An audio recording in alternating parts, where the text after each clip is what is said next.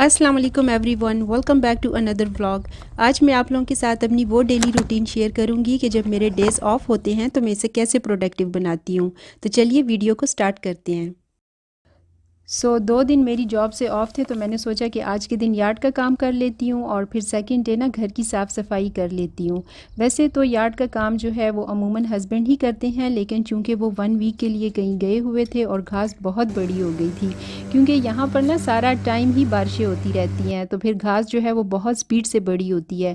तो आज ना धूप बहुत अच्छी निकली थी तो मैंने सोचा कि इस दिन से फ़ायदा उठाती हूँ और आज के आज ही ना इसको डन कर लेती हूँ।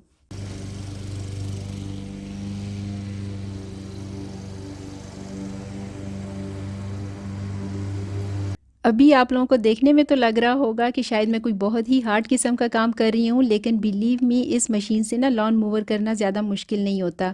ये सेल्फ प्रोपेल्ड होती है, सिर्फ इसको स्टार्ट करने में ही थोड़ा सा हाथ का ज़ोर लगता है, बाकी स्टार्ट होने के बाद ना ये खुद ही मूव करती है। इसको मूव करने के लिए पुश नहीं करना पड़ता, इसलिए ना यहाँ पर जो काम मर्द करते हैं वो औरतें भी बहुत आसानी के साथ कर लेती हैं। तो यहाँ पर सारी चीज़ें ऐसी बनी होती हैं कि हर कोई उसे ईज़िली ऑपरेट कर लेता है।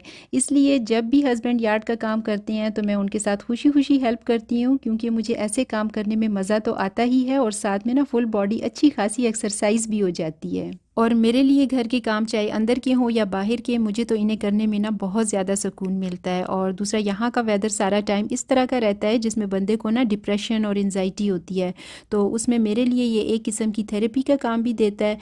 मैं तो इस किस्म के काम करके बहुत ज़्यादा खुश होती हूँ और अल्लाह ताला का बहुत ज़्यादा शुक्र भी अदा करती हूँ कि उसने मुझे अच्छी सेहत दी कि मैं अपने घर के काम खुद कर सकती हूँ।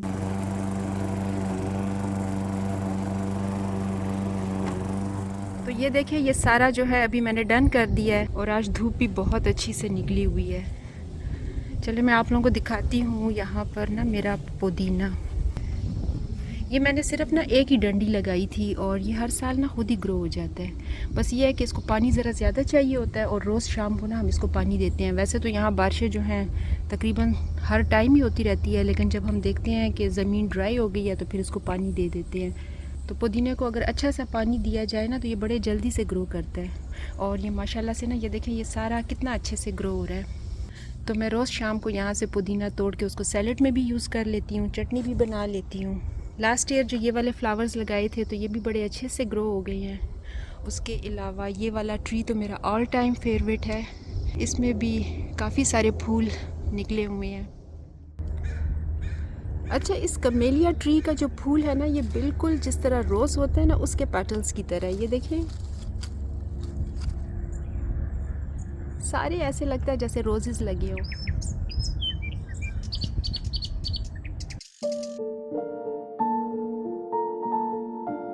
बाकी ये वाला ट्री तो मैं हर वक्त आप लोगों को ना अपने फैमिली रूम से दिखाती ही रहती हूँ, बाहर विंडो से।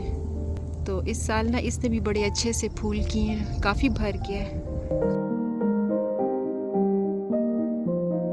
इस साल जो हमारा एप्पल ट्री था ना, इसने कुछ ख़ास फूल नहीं किए, कुछ ख़ास किया बल्कि बिल्कुल किए ही नहीं है। लास्ट ईयर इसने काफ़ी सारे एप्पल्स किए थे, इस साल इसमें कुछ भी नहीं निकला, ना फूल निकले हैं और ना ही फिर उसका फल आया है। मैंने जहाँ तक सुना है कि फ्रूट ट्रीज़ जो होते हैं वो एक साल फल देते हैं और एक साल जो है वो नहीं देते, तो शायद ये वजह हो। बाकी ये जो पीच ट्री है, इसने काफ़ी सारे पीचेस इस दफ़ा किए हैं, लास्ट ईयर इसने बिल्कुल नहीं किए थे। इस साल ना हमने कुछ देखे हैं इसमें छोटे छोटे से, ये देखें अगर आप लोगों को नज़र आ रहे हो।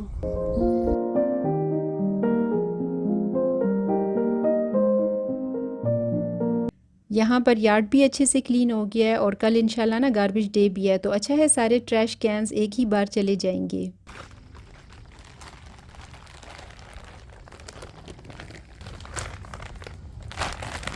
आज तो सुबह से ही मैं देख रही थी कि एक बर्ड भी ना दाना खाने नहीं आई थी, तो जब मैंने देखा तो बर्ड फीडर ना बिल्कुल खाली था। तो अभी साथ में मैं इसे भी फिल कर देती हूँ ताकि इसके बाद अगर कोई परिंदा आए तो उसे फीडर खाली देखकर ना एटलीस्ट मायूसी ना हो। क्योंकि जिस तरह हम इंसानों को ना डेली बेसिस पर खाने की ज़रूरत होती है, तो इस तरह ना इन परिंदों का ख्याल रखना भी बहुत ज़रूरी होता है। हस्बैंड जब होते हैं तो वो साथ साथ ना चेक करते रहते हैं और टाइम टू टाइम ना इसको फिल करते रहते हैं। सो इसका जो रीफ़िल करने का डिपार्टमेंट है, चूँकि वो हस्बैंड का है, तो मेरा तो इस तरफ ख्याल ही नहीं गया कि फ़ीडर बिल्कुल खाली हो चुका है, जिसका मुझे बहुत अफसोस भी हुआ। बल्कि मैंने तो जब बाद में हस्बैंड आए और उन्हें बताया कि बर्ड फीडर पता नहीं कब से खाली था, तो वो ये सुनकर ना इस बात पर मुझसे थोड़ा सा नाराज़ भी हुए और मुझे कहा कि कम से कम ना मेरी गैर मौजूदगी में ये चीज़ें ना टाइम पर देख लिया करो। और उनकी नाराज़गी जो थी ना वो बिल्कुल हक पर थी। और दूसरे जब मैंने उनको बताया ना कि इतनी भारी फीड की बोरी का बैग उठाना मेरे लिए भी थोड़ा मुश्किल था बाहर लाना, तो उन्होंने कहा कि बोरी कौन लाता है, मैं तो फीडर अंदर ले जाके ना स्कूप से इसे भर लेता हूँ और फिर बाहर ला के इसे हैंग कर देता हूँ। तो ये सुनकर ना मुझे अपनी अकल पर थोड़ी हंसी भी आई, लेकिन कोई बात नहीं है, मैंने अपने दिल को यही तसल्ली दे दी कि सीखने की ना कोई एज नहीं होती है। सारी उम्र किसी भी स्टेज में हम अपने तजर्बों से सीखते रहते हैं और इसी का नाम ज़िंदगी है। अभी सुबह का टाइम है, मैं किचन में आ गई थी अपने लिए नाश्ता बनाने के लिए। बाकी बच्चों को तो मैंने सुबह ही नाश्ता बनाकर दे दिया था, बट मैंने अभी नहीं किया था, तो अभी ना मैं अपने लिए ये ओट्स बनाने लगी हूँ। मैं ये वाले ओल्ड फैशन ओट्स यूज़ करती हूँ, ये बिल्कुल प्लेन वाले हैं, इसमें ना सच एज़ कोई फ्लेवर भी नहीं होता है। मैं सुबह नाश्ते में इसे ज़रूर लेती हूँ, ये बहुत हेल्दी होते हैं। कभी-कभी तो मैं इसे ना ओवरनाइट ओट्स भी बनाती हूँ, जिसकी रेसिपीज़ जो है मैं बहुत बार अपने पुराने व्लॉग्स में शेयर भी कर चुकी हूँ। लेकिन आज मैं इसे कुक कर रही हूँ और ये बहुत ही क्विक ना 5 मिनट्स में बन जाते हैं। इसके अलावा वेट लॉस के लिए भी ये बहुत ज़बरदस्त होते हैं। तो अगर आप में से ना कोई वेट लॉस करना चाहता है तो वो तो फिर इसे मॉर्निंग ब्रेकफास्ट में ज़रूर ही शामिल करें। इसको पकाने के लिए मैं कोई ख़ास मेजरिंग नहीं करती, बस अपनी मर्ज़ी से जितने दिनों के लिए मुझे बनाने होते हैं उतने ओट्स मैं ले लेती हूँ। साथ में चिया सीड्स, थोड़े से ड्राई क्रैनबेरीज़ और अखरोट ज़रूर पकाते वक्त शामिल करती हूँ। बल्कि जो भी ड्राई फ्रूट मेरे पास अवेलेबल होता है वो डाल देती हूँ, बादाम वगैरह भी डाल देती हूँ। साथ ही में मैं इसके ज़रूरत के हिसाब से थोड़ा सा पानी भी शामिल कर लेती हूँ, क्योंकि स्टार्ट में ना मैं इसे पानी के साथ ही कुक करूँगी और फिर पकने के बाद इसमें मैं थोड़ा सा दूध ऐड करूँगी, लेकिन चीनी इसमें मैं बिल्कुल नहीं डालती हूँ, क्योंकि ये इन्हीं चीज़ों के साथ पककर ना इसमें थोड़ी सी स्वीटनेस भी आ जाएगी और वैसे भी ना मैं इसे ज़्यादा मीठा खाना पसंद नहीं करती। तो जब तक ओट्स पकते रहेंगे तब तक ना मैं किचन के काउंटर का जो कॉर्नर है उसे क्विक से डेकोर कर लेती हूँ। ये वाला मैंने राउंड एक वुडन पीस लिया था कॉर्नर में रखने के लिए, तो सोच रही हूँ कि आज इस पर ना मैं कुछ डेकोरेशन की चीज़ें रख लेती हूँ। और ये वाला जो छोटा सा पॉट है, अगर आप लोगों को याद हो, मैंने जब से लिया है तब से ना ये इसी काउंटर पर पड़ा हुआ है। तो या तो मैं इसे इस पर रख लूँगी और या इस पर कोई दूसरा जो थोड़ा सा हाइटेड हो ना वो वाला पॉट रख लेती हूँ। सो अभी सबसे पहले ये जो राउंड वुडन पीस है ये कॉर्नर में जाएगा। उसके बाद ना ये वाला जो पॉट था मुझे पहले वाले से ज़्यादा अच्छा लगा, तो ये इस पर मैंने रख लिया। साथ में ये छोटा सा मोटर पिस्टल, जो कि मैं बहुत ज़्यादा इलायची कूटने के लिए यूज़ करती हूँ, तो इसे ना मैंने पहले अंदर कैबिनेट में रखा था, तो अब इसे यहाँ पर मैं सामने रख लेती हूँ। और ये साथ में इसके थोड़ी सी स्पेस थी, तो इस पर ना मैंने सॉल्ट एंड पेपर शेकर भी साथ ही में रख लेती हूँ। ये सारी चीज़ें ऐसी थी जो कि मेरे पास पहले से पड़ी हुई थी, सिवाय राउंड वुडन पीस के। तो बस कुछ नई और कुछ पुरानी चीज़ों को मैंने यूज़ करके ऐसे किचन के काउंटर को ना डेकोरेट किया। मुझे ना वुड की बनी हुई चीज़ों से किचन को डेकोर करना बहुत अच्छा लगता है। इससे ना किचन में मुझे एक फार्म हाउस स्टाइल वाले किचन की, जो कि पुराने ज़माने वाले किचन होते थे ना, उसकी वाइब्स आती हैं। और यहाँ पर ना स्टोर्स में भी इस किस्म की डेकोरेशंस बहुत ज़्यादा मिलती हैं। सो अभी ये इस तरह से इसकी कुछ फाइनल लुक लग रही है। और साथ में इसके मैंने साइड पर शुगर पॉट और ऑयल की बॉटल भी एक छोटे से वुडन ट्रे में रख दी हैं। और ये सब वो चीज़ें हैं जो कि डेली बेसिस पर मैं बहुत ज़्यादा यूज़ करती हूँ। यहाँ पर ओट्स भी पक चुके हैं, बस अभी एंड में ना इसमें मैं थोड़ा सा दूध डालकर 2 मिनट के लिए और मज़ीद इसे पका लूँगी। अच्छा, मुझे ना ब्रेकफास्ट में ये खाना बहुत ज़्यादा पसंद है, क्योंकि ये काफ़ी लाइट वेट के होते हैं। इसके अलावा आप लोग ना इसको बच्चों के लिए भी बना के दे सकते हैं, ये उनके लिए भी बहुत अच्छे होते हैं और उन्हें पसंद भी बहुत आते हैं। आप इसके ना पैनकेक्स उनको बना कर दे दें, तो ये भी ना इनकी डाइट में ज़रूर शामिल करें। अच्छा, मैं इसके टेक्सचर को ज़्यादा थिक नहीं रखती हूँ, इसको ना मैं थोड़ा पतला कुछ इस तरह से रखती हूँ। अब इसको सर्व करने के लिए आप लोग चाहें तो फ्रेश फ्रूट्स की टॉपिंग जैसे बनाना, एप्पल या स्ट्रॉबेरीज़ वगैरह भी काट कर डाल सकते हैं और साथ में थोड़े से नट्स वगैरह भी डाल दें। तो ये आप लोगों का ना एक फुल न्यूट्रिशन वाला ब्रेकफास्ट रेडी है। अभी मैं इसकी टॉपिंग जो है वो थोड़े से ड्राई फ्रूट्स के साथ करूँगी, जिसमें मैंने लिया है काजू, पम्पकिन सीड्स और क्रैनबेरीज़ डालकर ना इसको मैं ग्रीन टी के साथ आज लूँगी। चूँकि सुबह उठकर मैं 1 कप चाय ज़रूर लेती हूँ, तो फिर इस वक़्त ना मुझे ग्रीन टी की ज़्यादा क्रेविंग हो रही होती है। नाश्ता करने के बाद अभी मैं घर को थोड़ा-सा ऑर्गेनाइज़ कर लेती हूँ। अच्छा, आज मुझे ना अपने रूम की बेडशीट भी चेंज करनी थी, क्योंकि 2 वीक से ना मैं इसे डिले किए जा रही थी। लेकिन आज तो मैंने सुबह से ही ज़हन में रखा हुआ था कि कुछ भी हो जाए, मुझे आज इसे लाज़मन करना ही करना है।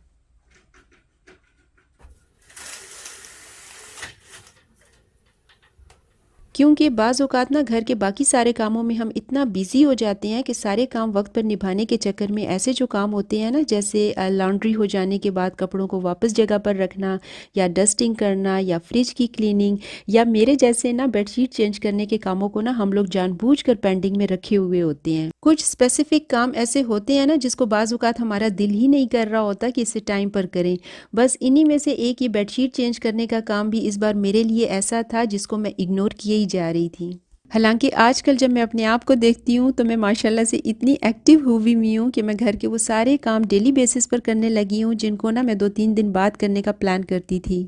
जैसे घर को ना मैं आजकल डेली वैक्यूम करती हूँ, बाथरूम को रोज़ के रोज़ साफ़ करती हूँ, इसी तरह ना फैमिली रूम को मॉपिंग करना। हालाँकि यहाँ पर ना पाकिस्तान की तरह डेली घर क्लीन नहीं करने पड़ते, क्योंकि यहाँ पर ना उस तरह से घर गंदे नहीं होते हैं जैसे पाकिस्तान में होते हैं। हर कोई अपना काम खुद करता है, तो फिर उस तरह से गंद भी नहीं पड़ता, सब कुछ ऑर्गेनाइज ही होता है। या आप लोग कह लें घर के काम ना एक तरह से फैमिली मेम्बर्स में बढ़ जाता है, तो काम करने का जो बर्डन होता है ना वो एक बंदे पर नहीं होता है। फ़िज़ा भी साफ़ होती है, तो घर ज़्यादातर क्लीन ही रहते हैं। बेडशीट तो चेंज हो गई थी, लेकिन पिलो कवर्स के लिए मैं आप लोगों को दिखा रही थी कि इस वक्त ना मेरे पास 2 ऑप्शंस थी। एक बेडशीट के साथ के मैचिंग की थी और एक ना कंफर्टर के साथ के मैचिंग की।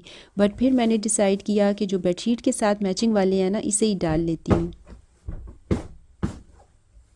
अच्छा, मेरी आदत है कि मैं सुबह उठ कर ना पहले 1 कप चाय पीती हूँ और उसके बाद ना घर के बाकी कामों को स्टार्ट करने से पहले अपने रूम को ऑर्गेनाइज़ करती हूँ। उसके बाद किचन से स्टार्ट लेती हूँ और यही ज़्यादातर मेरी डेली रूटीन होती है। लेकिन अब ऐसा भी नहीं है कि ये डेली रूटीन मेरी कॉपी पेस्ट होती है। इस रूटीन को ना मैं आगे पीछे भी कर लेती हूँ, क्योंकि जो कुछ करना है मुझे ही करना होता है। सो मैं जहाँ से भी स्टार्ट लेती हूँ, बट जो टास्क ना मैंने अपने लिए रखा होता है उस टास्क में मुझे क्लीनिंग ऑर्गेनाइजेशन कंप्लीट करनी होती है।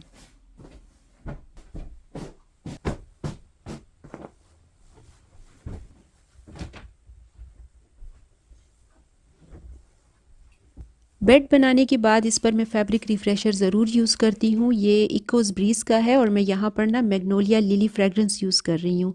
इसको आप लोग ना बेडिंग के अलावा कारपेट और फैब्रिक के लिए भी यूज़ कर सकते हैं। रूम ऑर्गेनाइज़ होने के बाद जो सैटिस्फैक्शन मिलती है, जो अच्छी फीलिंग्स आती है ना, उसकी तो बात ही और होती है।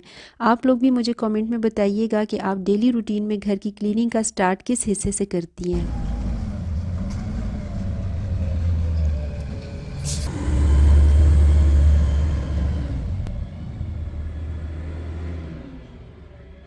तो कुछ इस तरह से ना गार्बेज के ट्रक सुबह-सुबह आकर सारा ट्रैश ले जाते हैं। अभी 2 कैन्स इन्होंने एम्प्टी कर दिए हैं, बट जो थर्ड वाला रीसाइकिल वाला है ना, वो अभी आना बाकी है।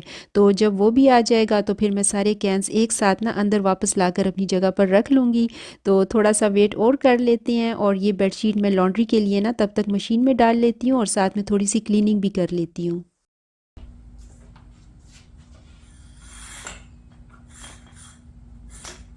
समर के आते ही यहाँ पर ना वेदर बहुत अच्छा हो जाता है, ना ज़्यादा गर्मी होती है और ना ज़्यादा सर्दी।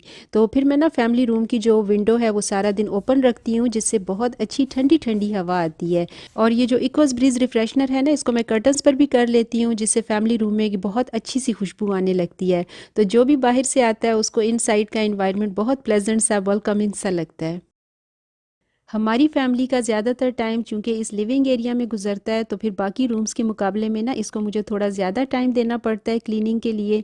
वैसे तो डस्ट वगैरह यहाँ पर ज़्यादा नहीं होती है, लेकिन फिर भी ना यहाँ आजकल मैं कोशिश करती हूँ कि 2-3 दिन के बाद डस्टिंग भी कर लूँ। वैक्यूम तो आजकल मैं यहाँ पर रोज़ ही कर रही हूँ, क्योंकि हमारी कैट के ना बाल इस सीज़न में बहुत ज़्यादा श्रेड होते हैं। तो फिर कोशिश करती हूँ कि इस एरिया को मैं क्लीन ही रखूँ। वैसे आजकल ना हम उसे डेली हेयर ब्रश भी साथ में कर रहे हैं, जिससे उसके बाल इतने ज़्यादा नहीं गिर रहे हैं और काफ़ी हद तक कंट्रोल भी हो गए हैं। सुबह क्लीनिंग करते वक़्त जो इधर-उधर बर्तन पड़े होते हैं वो भी मैं साथ-साथ उठाती जाती हूँ। वैसे तो मेरे बच्चे खाना खाने के बाद अपने बर्तन खुद ही किचन में रख लेते हैं, लेकिन जब कभी जल्दी में होते हैं या काम से लेट हो रहे होते हैं तो फिर इस तरह से छोड़ भी जाते हैं। तो जिन्हें ना फिर मैं बाद में उठाकर या तो हाथों हाथ धो लेती हूँ और या फिर ना डिशवॉशर में लगा लेती हूँ।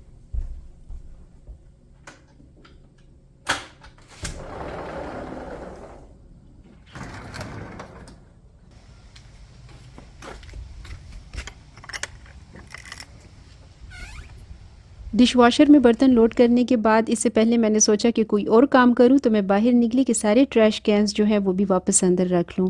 लेकिन उससे पहले मैंने सोचा कि जो बर्ड फीडर है साथ में इसे भी चेक कर लूं कि इसमें कितना दाना है। ये सारे गार्बेज कैंस मैंने कल शाम से ही बाहर रख लिए थे, क्योंकि इन तीनों को ना जो पिकअप करने के लिए ट्रक्स आते हैं वो डिफरेंट टाइमिंग्स में आते हैं। तो फिर या तो हम इन्हें अर्ली मॉर्निंग बाहर रख लेते हैं और या फिर रात से ही रख लेते हैं, ताकि सारे एक साथ जो है वो एम्प्टी हो जाएं। और वैसे भी ना ये वीक में एक बार पिकअप करने आते हैं, तो अगर रखना भूल जाएं तो फिर ना 2 वीक्स का जो गार्बेज होता है वो इकट्ठे हो जाता है। तो इसीलिए ना हमें जिस दिन इसका दिन होता है, पिकअप डे होता है, तो उस दिन याद से ना इसको भी बाहर रखना होता है। यहाँ पर ऐसा भी नहीं होता कि सारा ट्रैश ना हम एक ही डब्बे में डाल दें, बल्कि यहाँ पर ना इन्होंने हमें 3 डिफरेंट किस्म के कलर्स के गार्बेज कैंस दिए होते हैं। तो जो ब्लू वाला होता है इसमें हम सिर्फ रिसाइकल डालते हैं। इसी तरह जो ग्रीन वाला है इसमें हम डेली का गार्बेज डालते हैं, और जो ग्रे वाला है ना इसमें हम सिर्फ घास पत्ते वगैरह। और अगर हमने ना इसको मिक्स करके एक ही डब्बे में सारा गार्बेज डाला तो इस पर ना ये हमें अच्छा खासा फ़ाइन लगाते हैं, जो कि हमें ना देना ही पड़ता है और वो किसी तरह से माफ़ नहीं होता। अभी जब मैं सेकंड वाला गार्बेज कैन अंदर करने आई ना, तो ये जो सामने वाले आदमी जा रहे हैं इन्होंने मुझे ये कार्ड दिया कि अगर यार्ड का कोई छोटा मोटा काम कराना हो ना, जैसे यार्ड की क्लीनिंग वगैरह या घास की ट्रिमिंग कटिंग, तो वो इनसे ना कांटेक्ट कर सकते हैं। तो ये ऐसे कामों का कोई तो आवरली चार्ज करते हैं और किसी का ना फ़िक्स रेट होता है कि जितनी देर भी ये लगाएंगे ना, तो वो बस ना हमें इनको पहले से बताना होगा कि ये काम हमें इनका यार्ड से कराना है, तो वो हमें उसकी एक फ़िक्स अमाउंट बता देते हैं। तो मैं अभी यही सोच रही थी कि अगर कल आकर ना ये मुझे बताते तो मैं अपने यार्ड का काम जितना भी था मैं इन्हीं से कराती, खुद करने के बजाय। क्योंकि यहाँ पर ना ये जो ऐसे छोटे मोटे काम करते हैं ये बहुत ज़रूरतमंद होते हैं। बहरहाल कार्ड मैंने रख लिया है और इंशाल्लाह नेक्स्ट टाइम जब भी मुझे कराना होगा मैं इन्हीं को बुला के कराऊंगी। मुझे बहुत ज़्यादा कमेंट्स एंड डीएम्स आते हैं कि आपकी वीडियोस लेट क्यों आती है, और ये बात ना मैं बहुत दफ़ा अपनी वीडियोस में भी और इवन के कमेंट्स के रिप्लाई में भी दे चुकी हूँ कि मैं फुल टाइम जॉब करती हूँ और फिर घर के कामों में भी बिज़ी रहती हूँ। तो मेरे लिए ना टाइम निकालना बहुत मुश्किल होता है। जैसे कि सबको पता है कि ये यूट्यूब जो है ये एक फ़ुल टाइम जॉब है, लेकिन मैं फिर भी टाइम निकाल कर वीक में ना एक आध वीडियो ज़रूर अपलोड करती हूँ। उन सब लोगों का बहुत ज़्यादा थैंक यू जो मेरी वीडियोस का वेट करते हो, उसे लाइक करते हो। मैं कोशिश करूँगी कि मैं वीक में ना एटलीस्ट 2 वीडियोस तो ज़रूर अपलोड करूँ। एक्चुअली मेरी फ़र्स्ट प्रायोरिटी मेरा घर और मेरी जॉब है, लेकिन मुझे ना वीडियोस बनाना बहुत अच्छा लगता है। मेरा दिल करता है कि मैं आप लोगों के साथ वो सब कुछ शेयर करूँ कि हम यूएसए में अपनी लाइफ कैसे स्पेंड करते हैं। तो चलें अब मैं इस वीडियो को एडिट करती हूँ ताकि टाइम पर ना इसे आप लोगों के साथ अपलोड कर सकूँ। तो बस ये थी आज की वीडियो। आई होप कि आप लोगों को अच्छी लगी होगी। Please do like comment and subscribe my channel. अपना रखिएगा ढेर सारा ख्याल। मैं मिलती हूँ आप लोगों से नेक्स्ट वीडियो में। अंटिल देन अल्लाह हाफिज़।